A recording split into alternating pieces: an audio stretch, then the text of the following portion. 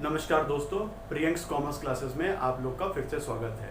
पिछली वीडियोस में हमने बहुत सारी जर्नल एंट्री डिस्कस की थी। उसी टॉपिक को हम आगे कंटिन्यू करेंगे और जो कुछ बेसिक जर्नल एंट्रीज और बाकी रह गई हैं उनको हम डिस्कस करेंगे। उसके बाद हम कुछ क्वेश्चंस लगाएंगे। तो आज की जर्नल एंट्रीज चलिए डिस्कस करते हैं। ठीक, सबसे पहले फॉर्मेट बना लेते हैं। फॉर्मेट वही जर्नल एंट्रीज का, date, particulars,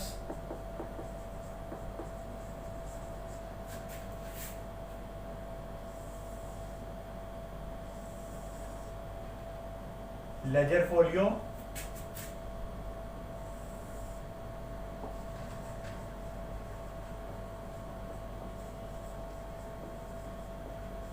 amount debit, amount credit.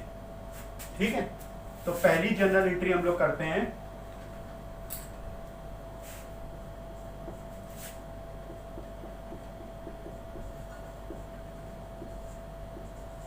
withdrawal of cash from bank,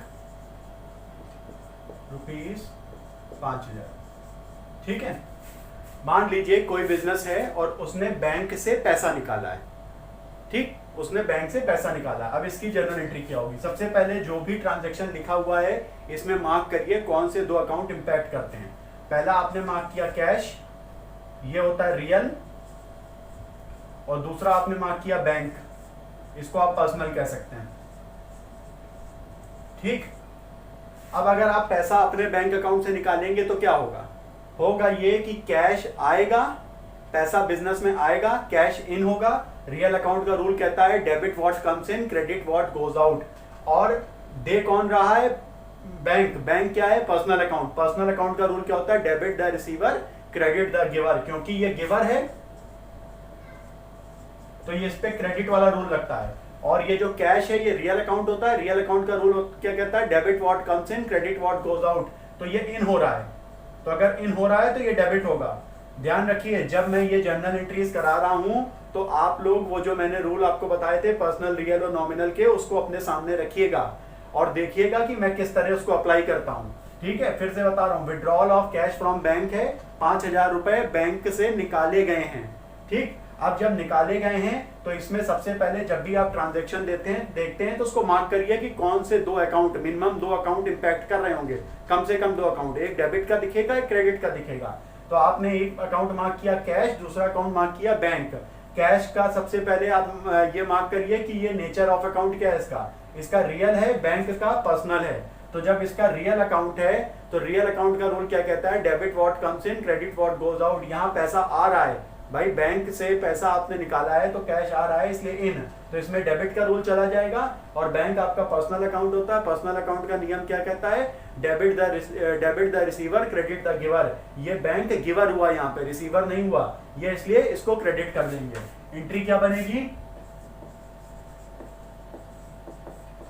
cash account debit to bank, 5000, 5000। इसी तरह दूसरी एंट्री हम डिस्कस कर लेते हैं। यह है deposit of cash at bank, ₹10,000। ठीक, अब इसमें सबसे पहले ये ट्रांजैक्शन हुआ तो इसमें पहले अकाउंट आइडेंटिफाई करिए। आपने अकाउंट आइडेंटिफाई कर लिया, एक किया कैश, दूसरा किया बैंक। कैश क्या है? रियल। बैंक क्या है? पर्सनल। अब बताइए, अगर बैंक में पैसा जमा हो रहा है तो बैंक कैश रियल अकाउंट होता है, तो ये इन हो रहा है कि आउट हो रहा है? कैश आपका जा रहा है, ठीक, तो ये आउट हो रहा है। और यहाँ बैंक है पर्सनल, और पर्सनल अकाउंट का रूल क्या कहता है? Debit the receiver, credit the giver. यहाँ पे आपने क्या किया है? जो बैंक में पैसा भेजा है तो बैंक आपका जो है वो रिसीवर है, तो रिसीवर का मतलब डेबिट। क्यों? पर्सनल अकाउंट का रूल ही कहता है कि रिसीवर को आप डेबिट करेंगे। ये रियल अकाउंट है, इस पे रियल अकाउंट का रूल चलेगा, debit what comes in, credit what goes out. पैसा जा रहा है, कैश जा रहा है, बैंक रिसीवर है। एंट्री आप करेंगे यहाँ पे बैंक अकाउंट डेबिट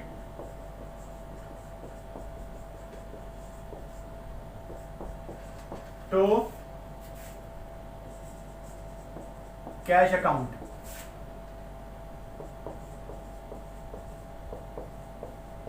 आप देख सकते हैं बैंक से पैसा निकालने और बैंक से पैसा जमा करने की सेम एंट्री है, उल्टी एंट्री है, बिल्कुल रिवर्स एंट्री, सॉरी बिल्कुल रिवर्स एंट्री है। जब आप बैंक में पैसा निकालते हैं तो पैसा आता है इसलिए कैश डेबिट हो रहा था, जब जमा करते हैं तो जाता है इसलिए क्रेडिट हो रहा है। ठीक है, अच्छा एक चीज और जान लीजिए, जैसे ये लिखा है withdrawal of cash from bank, ठीक, इसी को दूसरे कभी कभी लैंग्वेज में लिखते हैं, इसका दूसरा क्या लिखते हैं ये हम आपको बता दे रहे हैं। विथड्रॉल फॉर ऑफिस यूज, ठीक है, या बिजनेस यूज, ठीक। तो चाहे वो withdrawal of cash from bank हो या ये लिखा हुआ विड्रॉल फॉर ऑफिस यूज या बिजनेस यूज, वो एक ही चीज है। यहां पे भी जब वो ये कहता है कि कैश का विड्रॉल हुआ है, ठीक, तो हम ये मान के चलते हैं वो कैश बिजनेस में ही इस्तेमाल किया जाएगा, उसको प्रोप्राइटर पर्सनल उसमें नहीं इस्तेमाल कर लेगा। इसीलिए इसको हम दूसरे सेंस में ये भी कह सकते हैं कि यही चीज है विड्रॉल फॉर ऑफिस यूज और यही चीज है बिजनेस यूज के लिए विड्रॉल करना। तो इनमें कोई फर्क नहीं है। अगर ऐसा आ जाए कि withdrawal of cash for office use ₹5,000, तो वो उसकी एंट्री वैसे ही बनेगी जैसे आप कैश विड्रॉल की एंट्री डालते हो।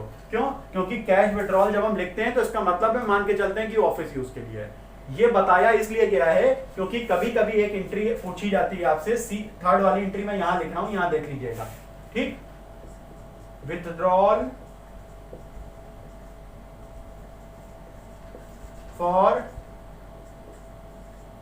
पर्सनल यूज, ये पर्सनल यूज है प्रोप्राइटर का,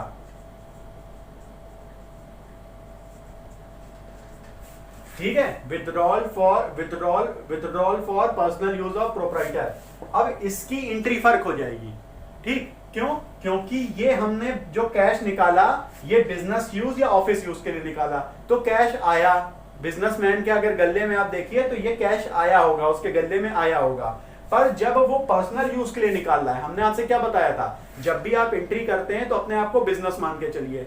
अब अगर उसने पर्सनल यूज के लिए निकाला है तो वो कैश आपके बिजनेस में आ ही नहीं रहा होगा, वो तो सीधे उसके घर में चला गया, ठीक। और जब भी कोई चीज पर्सनल यूज के लिए होती है तो मैंने आपको बताया था उसको हम ड्राइंग कहते हैं। ये बात ध्यान रखिएगा, पर्सनल यूज बिजनेस के यूज के लिए नहीं, personal use of the proprietor के पर्सनल यूज के लिए, उसके घरेलू खर्चे के लिए अगर कैश निकाला गया है तो उसको ड्राइंग बोलेंगे। इसी तरह कुछ भी बिजनेस से वो ले जाता है, यहां तो कैश ले गया है, मान लीजिए वो फर्नीचर ले जाता तो उसको हम ड्राइंग बोलते हैं, मान लीजिए वो कोई और एसेट ले जाता उसको भी ड्राइंग कहते हैं। तो जब भी विड्रॉल फॉर पर्सनल यूज होगा तो वो जो कैश निकला है उसको आप कैश निकलना मानेंगे नहीं एक तरह से। क्यों? क्योंकि वो आपके बिजनेस में तो आया नहीं है, वो क्या हुआ है, वो तो भैया वो ले गया है, प्रोप्राइटर ले गया है, ठीक। तो जब इस तरह का होगा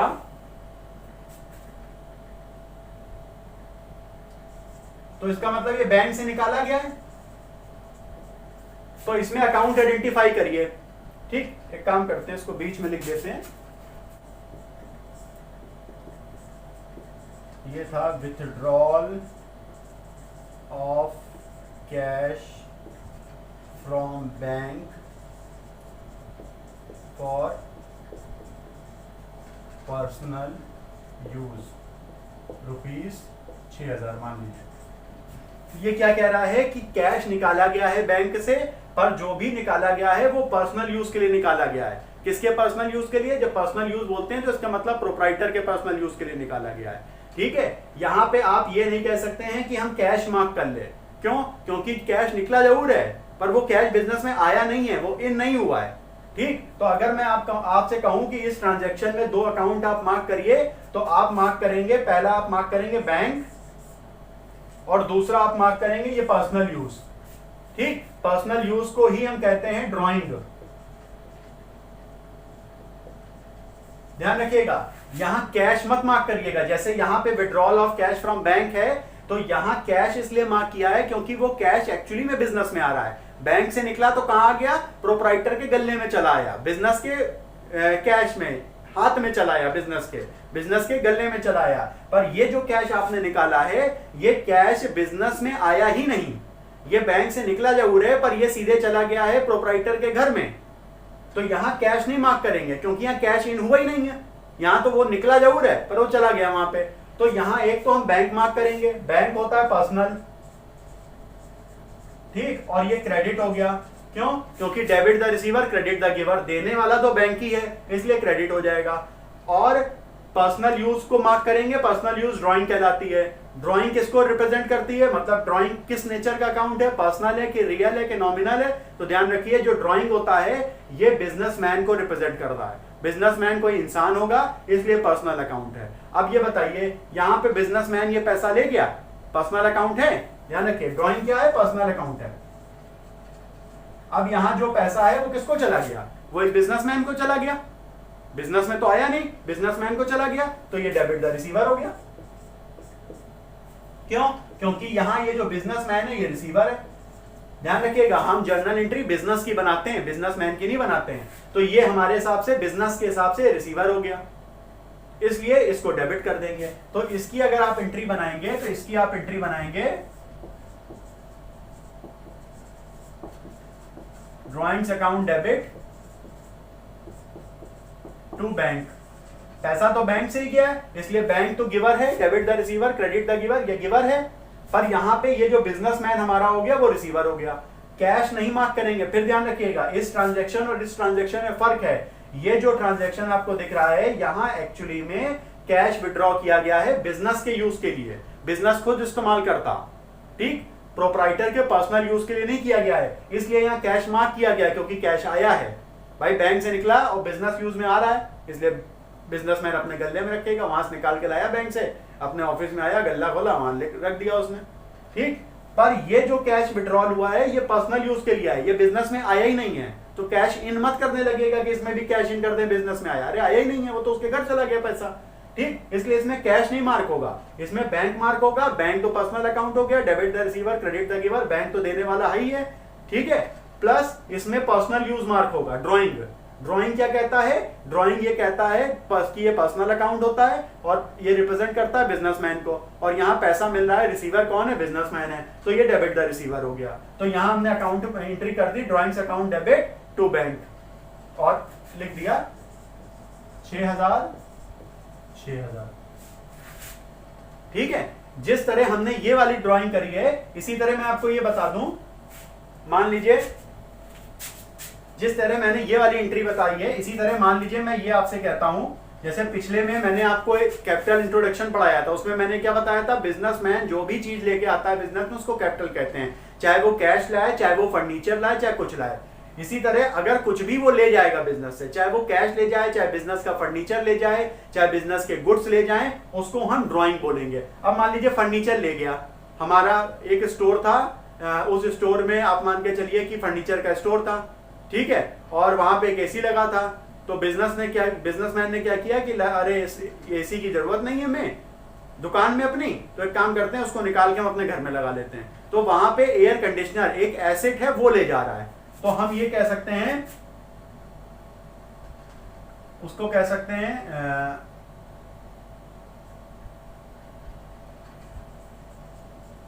बिजनेसमैन टुक एसेट, एसेट में मैं एसी लिख रहा हूं, एयर कंडीशनर,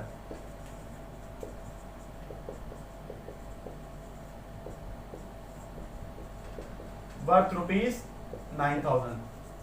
अब अगर वो एसेट ले गया तो मैंने आपको क्या बताया, कुछ भी वो ले जाएगा तो वो ड्राइंग कहलाएगा, ठीक। तो इसमें अगर आपको मार्क करना है तो एक तो बिजनेसमैन मार्क करेंगे, ठीक, ये पर्सनल अकाउंट है, और दूसरा एयर कंडीशनर मार्क कर लेंगे,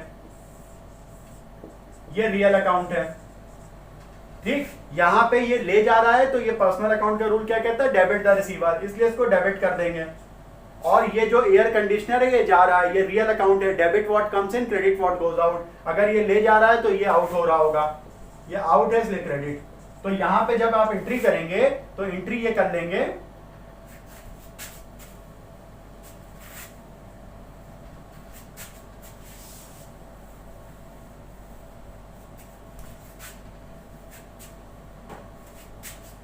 तो एंट्री ये कर लेंगे क्योंकि ये रिसीवर है तो इसको तो डेबिट आप करेंगे ही, तो ड्राइंग डेबिट होगी यहां पे भी, चाहे वो कैश ले गया था चाहे वो एसेट ले जाए, इसको डेबिट ही आप करेंगे। और क्रेडिट कर देंगे आप एयर कंडीशनर, क्योंकि रूल के हिसाब से ये जा रहा है, एयर कंडीशनर जा रहा है, किसके यहाँ जा रहा है? बिजनेसमैन अपने घर में लगा रहा है, दुकान से हटा के अपने घर में लगा रहा है, और यहाँ लिख देंगे 9000।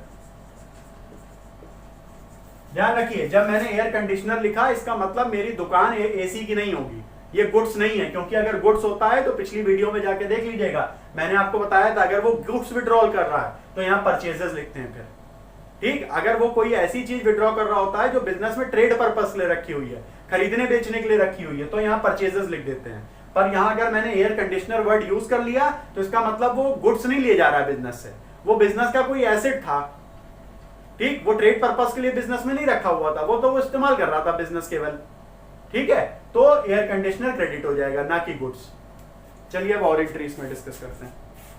अब जो एंट्री डिस्कस कर रहे हैं उसमें डेट का एक अपना रिलेवेंस है, इसलिए डेट हम लिखेंगे, क्योंकि अगर उसमें डेट का कॉन्सेप्ट ना हो तो फिर वो एंट्री में फिर कोई ज्यादा फर्क नहीं पड़ता। ठीक, अब सबसे पहले आप समझ लीजिए, पहली एंट्री जो मैं डिस्कस कर रहा हूं वो है चेक रिसीव्ड फ्रॉम राम 6000। ठीक, आपको राम से 6000 रुपए का चेक मिला। ठीक, दूसरी एंट्री है, ये इसकी डेट है मान लीजिए 18 फरवरी 2019। ठीक, दूसरी एंट्री क्या है? Cheque sent to bank for collection, यही वाला चेक बैंक में भेजा गया और इसकी डेट हो गई 21 तारीख। सबसे पहले यह बात समझ लीजिए कि ऐसा होता है प्रैक्टिकल लाइफ में भी, कि जब आपको चेक मिलता है तो कोई ये जरूरी नहीं है कि आप सेम डे बैंक में लगा दो। ठीक, तो अगर आपको चेक मिले किसी डिफरेंट डेट पे और आप उसको बैंक में भेजो किसी डिफरेंट डेट पे, जाहिर सी बात है 18 को मिली है तो आप 18 को नहीं भेज पाए, 19-20 छुट्टी पड़ गई, 19-20 छुट्टी पड़ गई, आपने 21 में भेजा। तो जब ये डेट का फर्क आ जाए कि मिला किसी और डेट पे है और जमा किसी और डेट पे हुआ है, तब एंट्री क्या करते हैं। मैं अभी जो आपको एंट्री बता रहा हूं वो आईसीएससी बोर्ड जो रिकमेंड करता है उसके हिसाब से बता रहा हूं, हालांकि मेरे अपने हिसाब से वो एंट्री मुझे सही नहीं लगती है। जो कॉन्सेप्ट अब वो इंट्रोड्यूस करके लाए हैं मुझे वो नहीं ठीक लगता है, पर मैं आपको उसी आईसीएससी बोर्ड के सिलेबस के हिसाब से एंट्री बता रहा हूं। आईसीएससी बोर्ड का सिलेबस ये कहता है कि जब आपको चेक मिले, ठीक, और आप बैंक में जमा ना करो, अपने पास रखे रहो, ये बात समझ में आई? चेक मिलता है, आप बैंक में जमा नहीं करते हो, अपने पास रखे रहते हो, तो वो कहते हैं अच्छा एक चीज बताइए, अगर चेक मिले और बैंक में आप उसी दिन जमा कर दो तब क्या एंट्री होगी? पहले चलिए वो डिस्कस कर लेते हैं। ठीक है, पहले ये एंट्री डिस्कस कर लेते हैं तो थोड़ा सा आपको बिल्कुल क्लियर हो जाएगा। मान लीजिए पहले हम ये डिस्कस कर लें, चेक रिसीव्ड फ्रॉम राम ₹6000। ठीक, अब यहां कोई डेट वेट नहीं दे रखी और इसके नीचे मान लीजिए कोई और जानकारी नहीं दे रखी, अभी सिर्फ हम इतना डिस्कस कर रहे हैं, ये वाला पॉइंट, कोई जानकारी नहीं दे रखी। तो इसका सिंपल सा मतलब है कि जो चेक जिस दिन भी आपको मिला था, मान लीजिए 18 फरवरी को मिला, ठीक, और नीचे कोई जानकारी नहीं दे रखी, ऊपर का भी मत देखिएगा, उसको बाद में डिस्कस करेंगे, पहले एक चीज और बता दें आपको। ठीक है, तो जो चेक आपको मिला 18 फरवरी को और उसके नीचे कोई जानकारी आपको नहीं दे रखी है, ऐसा कहीं नहीं लिखा है कि ये चेक 21 को जमा हुआ, 22 को जमा हुआ, 25 को जमा हुआ। तो जब कोई जानकारी नहीं दी होती तो मान लेते हैं जिस दिन चेक मिला उसी दिन जमा कर दिया। अब जिस दिन चेक मिलता है अगर उसी दिन जमा हो जाता है तब क्या एंट्री होती है? ये पहले भी डिस्कस किया हुआ, ये सेम चीज है कि चेक के थ्रू पेमेंट मिला, जिसको हमने पहले बोला था चेक के थ्रू पेमेंट मिला।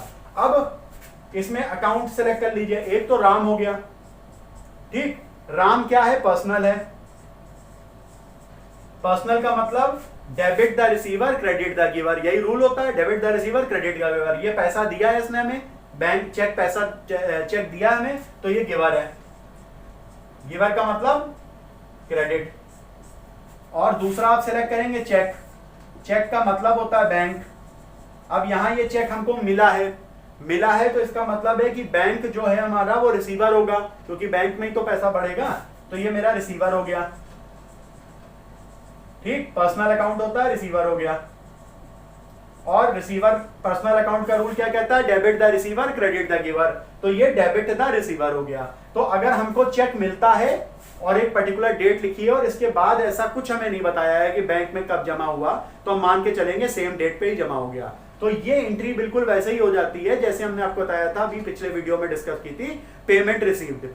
ठीक, तो क्या हो गया? सबसे पहले एक अकाउंट सेलेक्ट किया राम, दूसरा अकाउंट सेलेक्ट किया चेक। राम होता है पर्सनल, पर्सनल का रूल क्या होता है? Debit the receiver credit the giver. ये गिवर है, पैसा दे रहा है ये। ठीक, और चेक, चेक का मतलब बैंक, बैंक का मतलब पर्सनल। ठीक, चेक में कभी चेक नहीं लिखते, बैंक लिखते हैं। और पर्सनल का रूल क्या कहता है? Debit the receiver credit the giver. तो ये मेरा रिसीवर है। ठीक, अब अगर आप इसकी एंट्री बनाएंगे तो आप लिखेंगे राम्स अकाउंट डेबिट,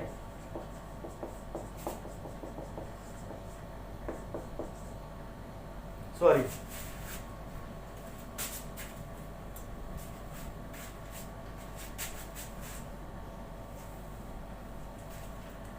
आप एंट्री लिखेंगे बैंक अकाउंट डेबिट, क्योंकि भैया रिसीवर तो बैंक है ना, डेबिट तो उसी करेंगे ना। राम को क्यों करेंगे? राम तो क्रेडिट है, गिवर है, टू राम्स अकाउंट। और आप अमाउंट लिख देंगे 6000। ये तो वो वाली एंट्री हो गई जब हमें चेक से पेमेंट मिला और हमें कोई जानकारी नहीं दी गई थी कि ये चेक आगे कब जमा हुआ है। तो हम मान लेते हैं जिस दिन चेक से पेमेंट मिला उसी दिन हमने बैंक में जमा कर दिया, तो उसकी सीधे वैसे ही एंट्री हो जाती है जैसा हमने पहले वीडियो में भी डिस्कस किया था, पेमेंट रिसीव्ड फ्रॉम राम या किसी पार्टी से थ्रू चेक। तो ये वही चीज हो गई, सेम चीज हो गई। इसमें और उसमें payment received from party through cheque में कोई फर्क नहीं है, क्योंकि जब कोई और अदर इंफॉर्मेशन नहीं दे होती है तो हम ये मानते हैं कि जिस दिन चेक मिला है उसी दिन हमने बैंक पे जमा कर दिया है। तो सीधे सीधे ये एंट्री हो जाती है। बैंक एक तरह से डेबिट द रिसीवर और जिस पार्टी ने दिया उसको हम क्रेडिट कर देते हैं। पर एंट्री में फर्क वहां आ जाता है जहां पे एक तो ये लिखा हो कि चेक आपको मिला किसी भी पार्टी से, वो 18 किसी भी डेट पे, पर जो बैंक में जमा हुआ है वो डिफरेंट डेट पे जमा हुआ है। ये पॉसिबल है, ये भी ट्रांजैक्शन पॉसिबल है। क्यों? क्योंकि जब आपको चेक मिलता है तो कोई जरूरी नहीं है आप सेम डे बैंक में लगा दो जाके। भाई चेक दे दिया किसी ने शाम को 4 बजे, आप नहीं जा पाए बैंक, अगले 2 दिन छुट्टी पड़ गई, तो आप जाहिर सी बात है 21 तारीख को जाओगे। तो जब इस तरह का हो कि चेक को मिलने में और चेक को जमा करने में डेट का डिफरेंस हो, तब क्या एंट्री करते हैं वो देख लीजिए। और ये जो मैं एंट्री बता रहा हूं ये आईसीएसई बोर्ड के लेटेस्ट सिलेबस के हिसाब से बता रहा हूं। मैं इससे एग्री नहीं करता हूं, मुझे पुराना कॉन्सेप्ट ही सही लगता है, पर क्योंकि मैं जो बुक्स रिकमेंड कर रहा हूं, जो सिलेबस रिकमेंड कर रहा हूं या जो पढ़ा रहा हूं वो आईसीएसई बोर्ड को देख के पढ़ा रहा हूं।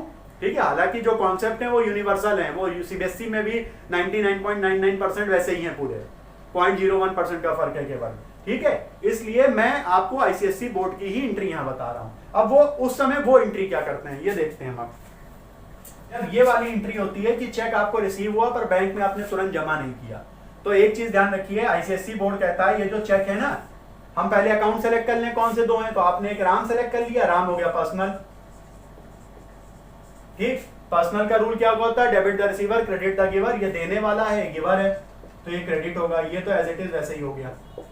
पर आईसीएसई बोर्ड ये कहता है कि अगर आपको चेक मिले और आप सेम डे पे बैंक में जमा नहीं करते हो, अपने पास रखे रहते हो, तो उस चेक को कैश मान लेना। अजीब सी बात है, पर उस चेक को कैश मान लो, ऐसा बोलता है आईसीएसई बोर्ड। और ये क्योंकि आ रहा है, पैसा आ रहा है, भाई कोई अगर आदमी आपको चेक दे रहा है तो जो पैसा जो भी वर्थ है वो आ रही है ना, तो जो आ रहा है तो आने का मतलब ये रियल हो गया। अब रियल हो गया तो रियल का मतलब रूल लगेगा debit what comes in credit what goes out. तो ये हो गया debit what comes in.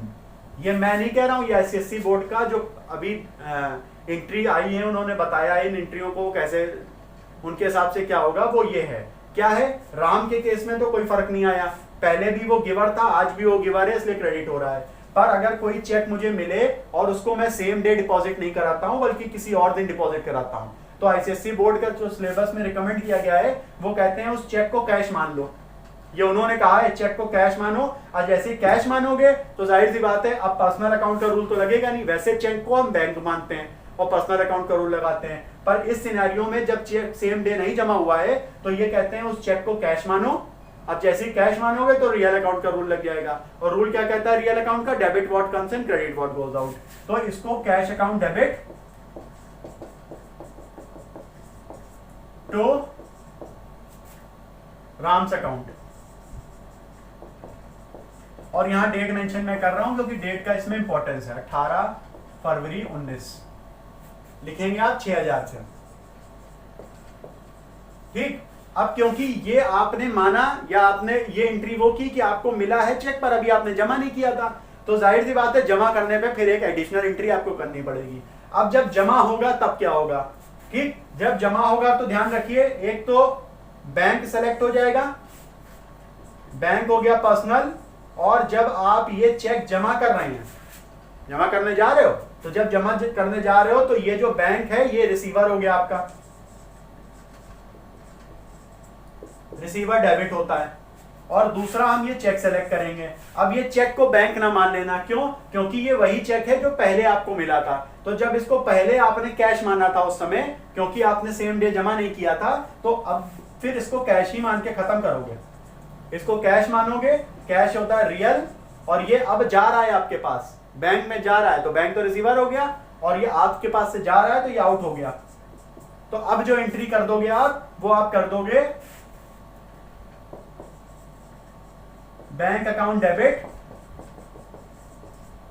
To cash, और चेक का अमाउंट तो बदलेगा नहीं, वो सेम रहेगा, और ये होगी 21 फरवरी को एंट्री। ठीक, ये एंट्री कब होगी, 21 फरवरी को। ये एंट्री कब हुई है, 18 फरवरी को। तो ये पूरा कॉन्सेप्ट होता है कि जब चेक आपने रिसीव किया हो पर सेम डेट पे ना जमा किया हो, तो आईसीएससी बोर्ड के हिसाब से ये एंट्री होती है। अब मैं एक दूसरा आपको पुरानी चीज बता दे रहा हूं, सीबीएसई बोर्ड का मैंने चेक नहीं किया है, पर जहां तक मुझे लगता है सीबीएसई बोर्ड ने चेंज नहीं किया होगा। ठीक है, तो सीबीएसई बोर्ड या पुराना पैटर्न क्या था वो मैं आपको बता दे रहा हूं।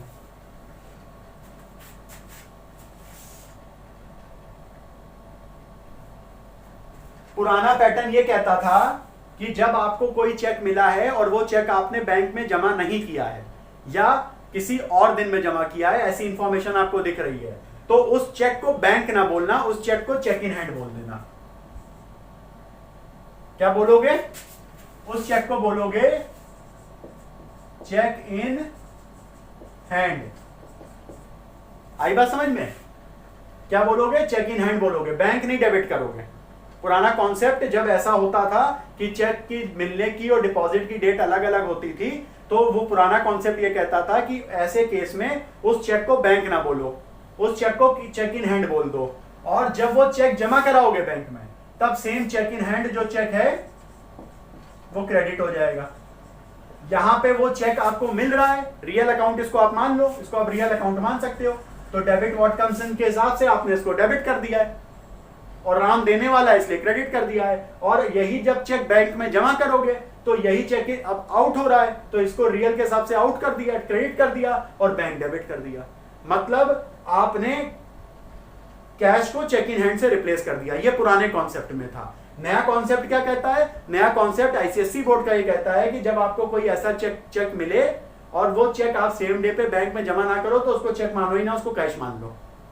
ठीक, कैश मानोगे तो ये वाली एंट्री पूरी फॉलो हो जाएगी, कैश डेबिट हो जाएगा क्योंकि वो मिला है, और राम क्रेडिट हो जाएगा। और जब ये चेक बैंक में जमा होगा, क्योंकि पहले भी आपने इसी चेक को कैश माना था, तो उसको ऐसे ही मानोगे कैश जमा हुआ है, तो वहां पे क्या होगा, आपकी जो बैंक है वो रिसीवर हो जाएगा, तो बैंक डेबिट हो जाएगा, और कैश, इस चेक को कैश ही मानना पड़ेगा क्योंकि पहले भी कैश माना था, वो क्रेडिट हो जाएगा।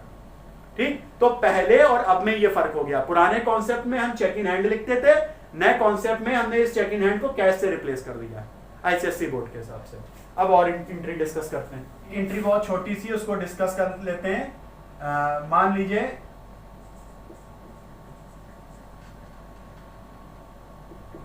Opening of fixed deposit account,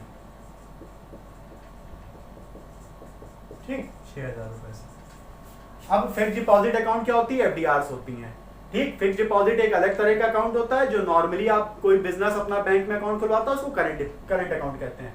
तो बहुत समय ऐसा होता है कि जब करंट अकाउंट में बैलेंस ज्यादा हो गया तो बिजनेसमैन चाहता है कि भैया इसको हम चलो एक काम करते हैं, इसको फिक्स में ट्रांसफर कर देते हैं। क्यों? क्योंकि फिक्स में रेट ऑफ इंटरेस्ट ज्यादा मिलता है, साल भर के लिए कर देते हैं, बाद में जरूरत पड़ेगी तो ले लेंगे, करंट में पड़ा रहेगा तो खर्च हो जाएगा। तो उसने क्या किया, अपने करंट अकाउंट से, जो उसका बिजनेस का अकाउंट होता है, उससे एक एफडी अकाउंट खोल लिया।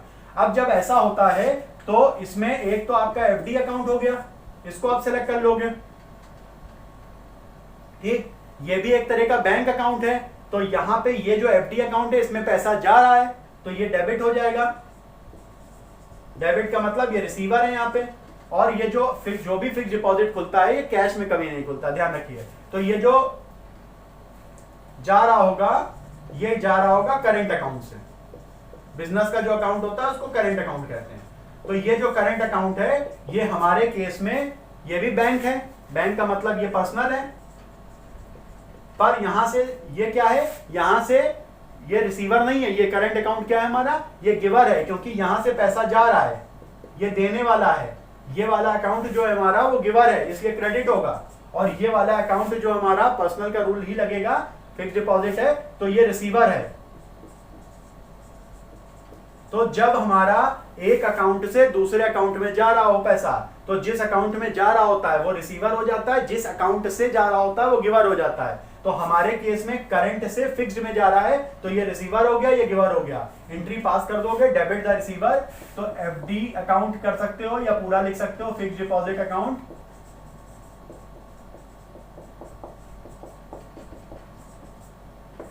तो करंट अकाउंट, और ये जो करंट अकाउंट होता है ना, एक्चुअली में यही वो बैंक है जो हम लिखते हैं ना कि चेक का मतलब बैंक, तो करंट का मतलब होता है बैंक, ठीक। करंट अकाउंट की जगह आप बैंक अकाउंट लिख सकते हो।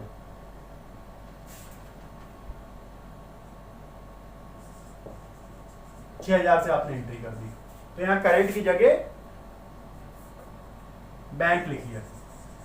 जो हम बार बार कहते हैं ना पैसा आया चेक से तो बैंक डेबिट किया, बैंक क्रेडिट किया, वो कौन सा अकाउंट होता है, वो करंट अकाउंट होता है। बिजनेस का सेविंग अकाउंट नहीं होता, वो करंट अकाउंट होता है, ठीक है। तो यहाँ पे फिक्स डिपॉजिट बिजनेस मैंने कर दी कि हमें फिक्स डिपॉजिट करना है, तो वो पैसा कहां से जाएगा, वो जो आपका बिजनेस अकाउंट है उसी से जाएगा। वहां से गया तो वो debit the receiver, credit the giver, ये गिवर हो गया। ये वाला डिपॉजिट अकाउंट मेरा रिसीवर हो गया, इसको डेबिट कर दिया, इसको क्रेडिट कर दिया, रूल के हिसाब से, पर्सनल अकाउंट का जो रूल कहता है, ठीक है।